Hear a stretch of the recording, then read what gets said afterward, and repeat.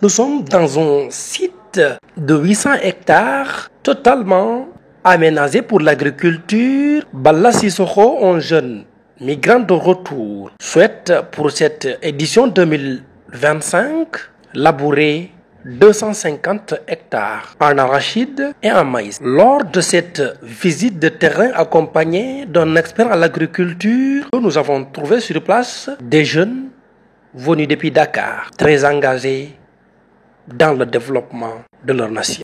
tur bi Ibrahima la maa ngi sant seen waaw ñun dañ fi ñëwoon pour waajal bay bi pour liggéey parce que loolu lañ fi am defe naa ni ndaw moom bu nekkee ci réew liggéey moo ko war moo waral ñu jóge Dakar def plus de 400 et quelques kilomètres ñoom installé dans la brousse ak sama partenaire yi.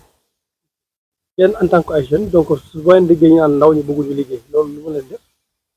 ah mais pour man ku ne ndaw ñu bëgguñu liggéey c'est parce que poussé wuñu ndaw ñu ci liggéey bi mais ku ñëw fi nga xool ki ñu fi indi ambition bi mu am ak li mu réaliser fii yëpp aussi ak ñu fi jot a ñëw en plus pour mottali projet bi bon pour man liggéey am na quoi te ndaw yi bëgg nañ liggéey peut-être dañ ko gisul mais bu ñu defee comme ñi nga xamante ni ñëw nañ fi def nañu def voilà kenn ku ci nekk fi nga nekk di nga déplacé wu dem daani sa doole peut-être mën a servir sa réew.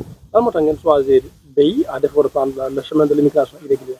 waaw parce que bay mooy doxal réew bay mooy doxal réew boo xoolee dëkk yi avancé lépp bay moo leen yóbbu fi ñu àgg en plus ñun Sénégal suñu suuf yàlla may nañu dimbali nañu am nañ suuf bu neex yàlla may nañu ndox aussi bu ñu sukkandikoo ci mbay muy gerte gi dugub bi mboq mi ak leneen ak leneen ak leneen voilà pour man réew mi dina dox ci côté autosuffisance alimentaire bi aussi dina jaar yoon parce que loolu lañ fi am quoi bay mooy lépp. message bi nga bëgg a lancer.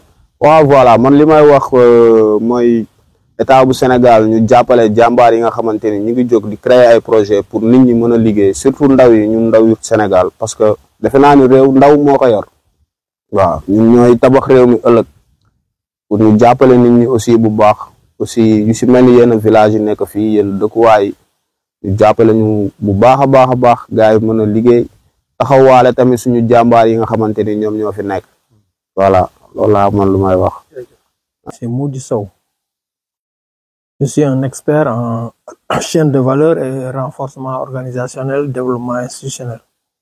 Et aujourd'hui, vous êtes là, après avoir fait le tour de ce champ, de ce périmètre immense. Quel est déjà votre constat et quels sont les conseils que vous donnerez à un agriculteur? Bon, le premier constat, c'est qu'il y a un potentiel énorme qui est dormant, qu'on peut exploiter. Ici, on peut faire énormément de choses parce qu'on a l'eau à côté, à gogo, on a les terres. Et ce qui reste, c'est les connaissances et l'amendement des sols. Une fois que c'est réalisé, on peut faire tout ici dans cette zone. Bon, je pense ici, la première des choses, c'est avoir une bonne clôture pour sécuriser le périmètre. Parce qu'il y a beaucoup d'animaux en divagation et c'est pas bon de laisser les animaux rentrer dans le champ. Ça, c'est la première des choses. La deuxième chose, c'est il faut mettre une station solaire qui va pomper l'eau et le déverser dans des bassins qui vont être un peu éparpillés dans les champs. Et c'est à partir des bassins qu'il faut organiser la reprise pour pouvoir irriguer les cultures. Parce que l'eau représente 60% des charges d'exploitation. Alors, si tu as déjà les poissons, ce que tu gagnes dans les poissons qui prennent ça en charge, tu as déjà une économie de 60% sur tes coûts de production au niveau de l'exploitation. C'est comme ça qu'il faut voir l'exploitation pour que ça soit beaucoup plus durable. Il doit profiter de la saison des pluies de cette année pour faire du maïs et de l'arachide. Ok? Et puis préparer la prochaine campagne pour faire soit de l'oignon. Vraiment faire de l'oignon, avoir 100 tonnes à l'hectare qui vont être exportées parce qu'il y a un potentiel d'exportation énorme. Je pense que c'est ça. Maintenant, après l'oignon, il va voir est-ce qu'il va faire de l'arachide ou bien il va faire n'importe autre culture. Mais ça, c'est après. Après, on va lui montrer. Mais dans un premier temps, je pense que le plus important, c'est de profiter de l'hivernage pour faire du maïs, pour faire de l'arachide, hein, sur les 100 hectares. Vraiment, le sentiment est très grand. Vous-même, vous avez voyé en tant que journaliste, on a de l'eau qui est là, qui traverse la fleuve de Gambie qui est là. Qui part jusqu'à Goulumbu, Gambie, tout ça là. Donc l'eau ne s'arrête jamais tout au long de l'année, 365 jours de l'année, on a de l'eau. Donc cela veut dire qu'on peut faire l'agriculture contre-saison. Et là, le champ, vous avez vu aussi, c'est immense, tout est déjà aménagé. Donc vraiment, la seule chose qu'on a besoin maintenant, c'est de pouvoir travailler. Et cette année, on va faire une petite expérience de faire 200 hectares de culture en profitant de la saison de pluie pour mieux préparer l'année prochaine.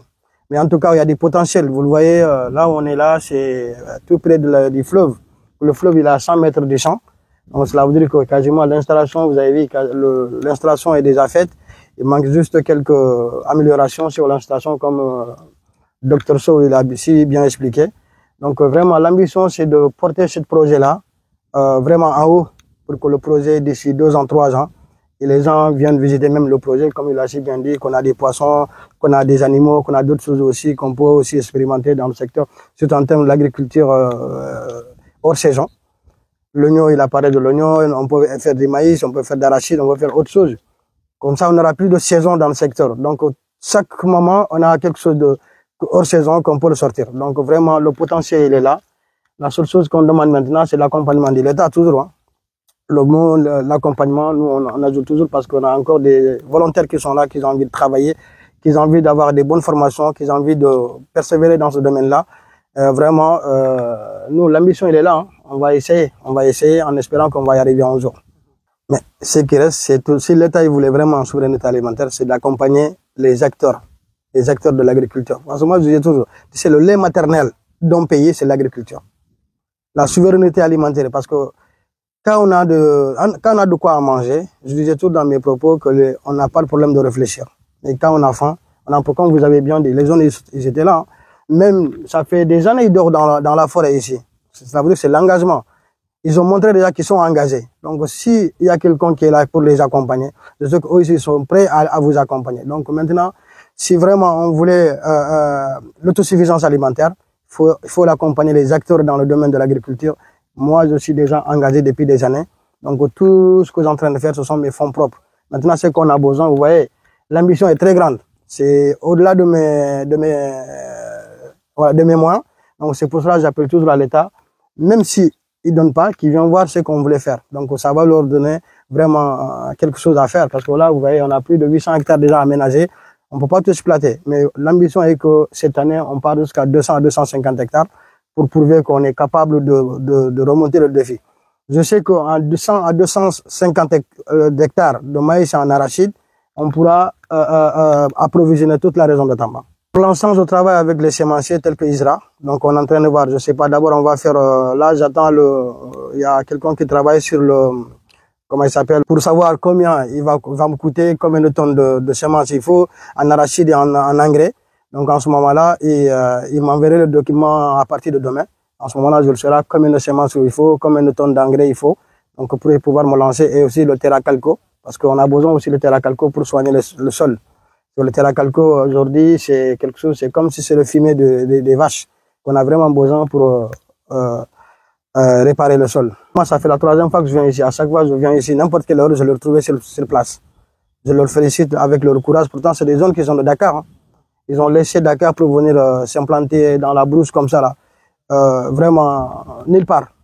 Moi, je leur félicite. Je vois leurs encouragements de travailler. Et parce que, imaginez, un jeune qui a laissé Dakar pour venir vivre dans la brousse comme ça, c'est que s'il n'a pas d'ambition, il n'a pas de courage, il va pas le faire. Moi, la seule chose que je leur donne, c'est de continuer d'avoir le courage qu'ils ont. Et je les félicite avec leur courage. Et je les encourage toujours de continuer à persévérer, de continuer à croire que demain, ça peut être meilleur. L'eau, la terre, une jeunesse engagée, tout est disponible auprès de l'État pour une souveraineté alimentaire au Sénégal et pourquoi pas en Afrique.